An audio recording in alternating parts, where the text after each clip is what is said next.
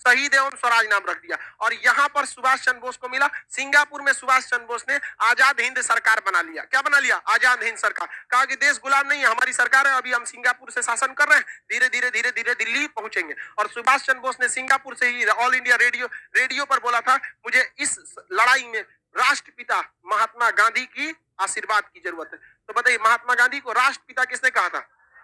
सुभाष चंद्र। देखिए, सुभाष चंद्र बोस और महात्मा गांधी में मतभेद नहीं था, दोनों की आइडियोलॉजी अलग थी। सुभाष चंद्र बोस 24 कैरेट गरम दल वाले और महात्मा गांधी 24 कैरेट नरम दल वाले, ये दोनों आपस में मिल नहीं सकते। लेकिन विवाद नहीं था। आप इतिहास को उस तरह से पढ़िए जिस तरह से हुआ है, ऐसे नहीं कि आप कह देंगे महात्मा गांधी उसमें झगड़ा था। अब आप ही बताओ, हम जीएस के टीचर और कोई मैथ के टीचर, हम दोनों लोग एक चीज पे कैसे जा सकते हैं?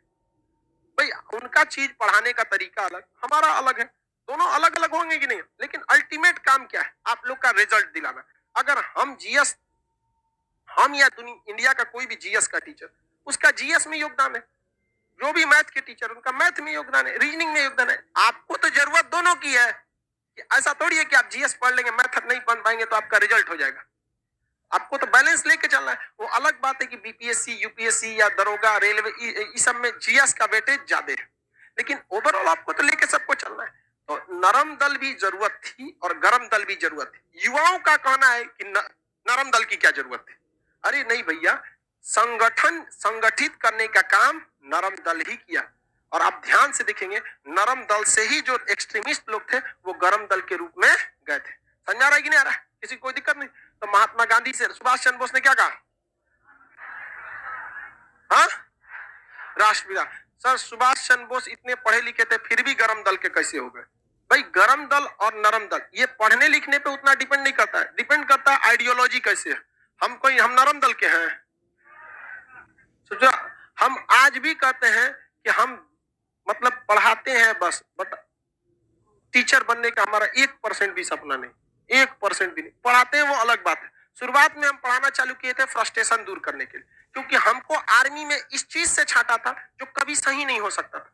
नंबर कम था, छाट देते, अगली बार और मेहनत करके आते। मेरिट में हाथ बहुते टेढ़ा है ससुरा, देखता है यहाँ पे ऐसे हो गया। यहाँ पर फ्रस्ट्रेशन में कभी मम्मी को बोल देते थे, आपको ध्यान नहीं रखना चाहिए, बचपन में तेल और सही से मालिश किया जाता है।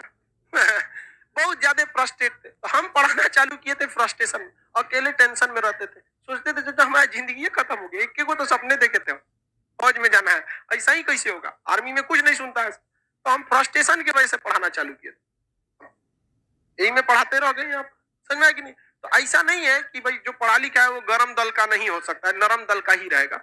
अमूमन देखिएगा, गांव वगैरह के लोग, ग्रामीण क्षेत्र के लोग गरम दल वाले होते हैं। मार ससुरा के, निकाल लाठी, यहाँ मार दे, यहाँ पे तुरंत मारो यहाँ पर। तो शहरी क्षेत्र के लोग थोड़ा सा नरम दल। तुम मुझे खून दो, मैं तुम्हें आजादी दूं। सुभाष चंद्र बोस। नेताजी की उपाधि किसने दिया इन्हें? Adolf Hitler. Adolf Hitler, Hitler का पूरा नाम एडोल्फ हिटलर था। हिटलर का पूरा नाम क्या था? Adolf Hitler. अब यहां से ये बर्मा में आए, कहां पहुंचे? बर्मा। बर्मा में यहाँ पर उन्होंने हेड ऑफिस बनाया था, बर्मा, अभी का नाम म्यांमार है। वहां पर यहाँ पर आजाद हिंद फौज से उनकी क्या हो गई? मुलाकात। क्योंकि सुभाष चंद्र बोस के पास जो सेना थी तो वो वेल ट्रेंड थी। जर्मनी में भी ट्रेनिंग मिला, जापान में भी मिला, आधुनिक हथियार मिला और एक योग्य कमांडर मिला। आपका कमांडर तगड़ा रहना चाहिए, युद्ध आप ऐसे ही जीत जाएंगे।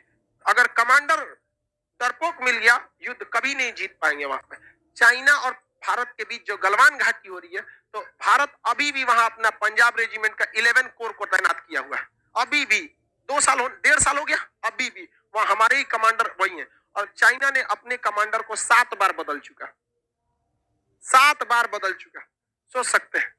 इसलिए हम गर्व है हमें हिंदुस्तानी सेना पे, आज भी वो डटे हुए। बिहार रेजिमेंट वाला मारा था सब। ये तो और मन बड़ होता है, दौड़ा दिया वहां पर। इनके कमांडर कहते रह गए, अरे एग्रीमेंट है हम लोग का 1996, हम हथियार नहीं चला सकते। यार ही बोला सब, कौन मार गोली चला रहा है, लाठिए बहुत हो लो है। एक ट्रेनिंग तो हम लोग को बचपने से है। मार लाठी मार दी। बताइए, जिस देश का कमांडर बदला जाएगा उस देश का सेना का मनोबल गिरेगा कि नहीं गिरेगा?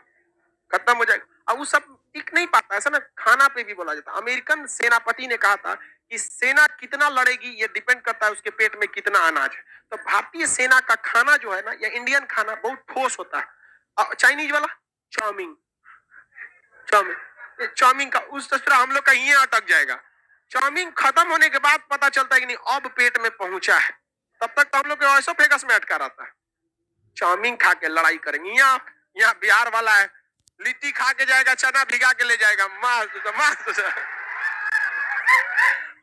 तो सुभाष चंद्र बोस के पास एक अच्छी फौज थी कि नहीं थी? सुभाष चंद्र बोस के पास एक योग्य सेना थी, और सुभाष चंद्र बोस में नो डाउट एक योग्य सेनापति थे। हालांकि वो खामखा में आईएएस की नौकरी में गए थे, उनको भी सेना में जाना चाहिए था, लेकिन वो भी सेना में नहीं जा पाए। कोई बात नहीं, लेकिन सेना में सर्व करने का मौका मिला कि नहीं? कहीं सचुरा मार हो जाए तो हम लोग घुस जाते हो, बाहर में जो हाथ टेढ़ टाड़े, कोई दिक्कत नहीं। अब तो दीजिएगा ना निपटा, हमरा देता तो हम कब के तिब्बत में घुस जाते तो बाहर में जो है। तो सुभाष चंद्र बोस के सामने एक समस्या यहाँ आई कि बर्मा में पहले से भारत के सैनिक थे सब। उस समय एक फौज थी जिसका नाम था आजाद हिंद फौज। आजाद हिंद फौज, देखिए आजाद हिंद सरकार ने गठित किए थे सुभाष चंद्र बोस। आजाद हिंद फौज कैप्टन मोहन सिंह, एक कैप्टन थे, कैप्टन मोहन सिंह। कैप्टन मोहन सिंह ने आइडिया दिया कि क्यों ना हम भारतीयों के लिए एक फौज बनाएं। तो ये किसने आइडिया दिया? कैप्टन मोहन सिंह। और ये जिम्मेदारी दी गई रास बिहारी बोस को। किसे दी गई? रास बिहारी बोस। रास बिहारी बोस ने इसका गठन किया, लेकिन उस समय तक रास बिहारी की बोस 70 से ज्यादा उम्र के हो गए थे। अभी बताइए, सेना का कमांडर 70 से ज्यादा उम्र का, सेना में मनोबल रहेगा? सेना में एकदम भयानक गरजने वाला होना चाहिए, वहां पर बॉर्डर पे एकदम गरजने वाला सेनापति चाहिए। दरिया तेरी खैर नहीं, बूंदों ने बगावत कर दी है, नादा ना समझ इनको लहरों ने बगावत कर दी है। हम परवाने हैं, मौत समा मरने का है खौफ का, रे तलवार तुझे झुकना होगा, गर्दन ने बगावत कर दी है। खतरनाक होना चाहिए एकदम सेनापति, मार करा दे सजुरा, जो मरलो रहे दोनों हथियार उठा लेके मारे सजुरा। यहाँ पर एकदम सेनापति का मतलब क्या होना चाहिए? एकदम खूंखार, चंडाल, एकदम तनिको मोह माया नहीं, लाश पे बैठ के ससुरा खाना खा ले और जेब चेक करे कुछ बचल है का एकरा में। ऐसा सेनापति एकदम क्रूर होना चाहिए, काट डाले वहां पर। रास बिहारी बोस बहुत ही योग्य व्यक्ति थे, रास बिहारी बोस। लेकिन उम्र का तकाजा होता है, हर इंसान का उम्र ढलने के बाद नहीं हो पाता है। 70 साल की उम्र के बाद क्या करें? हम इतना पढ़ा रहे, 50 साल, 4-5 साल बाद हम इतना ना पढ़ा पाएंगे, कितना बचले होगा हम लोग में। तो बुढ़ापा में इंसान नहीं हो पाता। तो सेना ने कहा कि अब हमें यह कमांड किसको दे देना चाहिए? सुभाष चंद्र बोस को। तो बताइए, सेना का कमांड, आजाद हिंद फौज के कमांड किसने संभाल लिया? सुभाष चंद्र बोस। इन्होंने संभाला था 1942 में। कब संभाला था? 1900। क्या 1942 में आजाद हिंद फौज बनी थी? नहीं, बहुत पहले बन गई थी, चीटपुट थी इधर उधर। यहाँ पर अब इन्होंने क्या किया? आजाद हिंद फौज बनाया, और इन्होंने कई ब्रिगेड बनाया। लक्ष्मी ब्रिगेड बना दिया, महिलाओं का क्या बना दिया? Lakshmi brigade, Subhash brigade, Gandhi brigade, Nehru brigade, पूरा सेना का गठन बना दिया। भयानक। और सेना का एकदम जबरदस्त इनके पास क्या था? हथियार था। जापानियों से सहयोग मिला था, हिटलर से सहयोग मिला था, और ये अब म्यांमार के रास्ते कहां बढ़ने लगे? भारत की ओर। और इम्फाल में पहुंच गए, नागालैंड की राजधानी इम्फाल, और इम्फाल के रास्ते कोहिमा की राजधानी है, नागालैंड की राजधानी इम्फाल, मणिपुर, नागालैंड, मणिपुर की राजधानी इम्फाल। इम्फाल में पहुंचकर इन्होंने एकदम डिसीजन दिया, अब हमें इधर रुकना ही नहीं है। कहां चलना है? दिल्ली चलो, दिल्ली चलो। लेकिन इसी बीच 1945 आ चुका था, और 1945 आते आते जर्मन टूट चुका था। जर्मनी यहां से क्या हो गया? टूट चुका, क्योंकि जर्मनी की एयरफोर्स यहाँ बर्फ में जम चुकी थी। जर्मनी की नौसेना ऊपर में मतलब ब्लास्ट कर चुकी थी। जर्मनी की नौसेना खत्म हो चुकी थी, उसकी सेना को रूस ने मार दिया, और जर्मनी पर किसका कब्जा हो गया था? रूस का। अब इधर से जर्मनी से सप्लाई बंद हो गया, और जापान से एक उम्मीद थी, लेकिन 6 अगस्त 1945 को अमेरिका जापान पे बम पटक दिया। दूसरा 9 अगस्त को फिर पटक दिया। अब जापान ने हाथ खड़ा कर दिया, हम क्या कर सकते हैं? सुभाष चंद्र बोस, दिक्कत हो गया, या तो जर्मनी भी गया और इधर से जापान भी गया।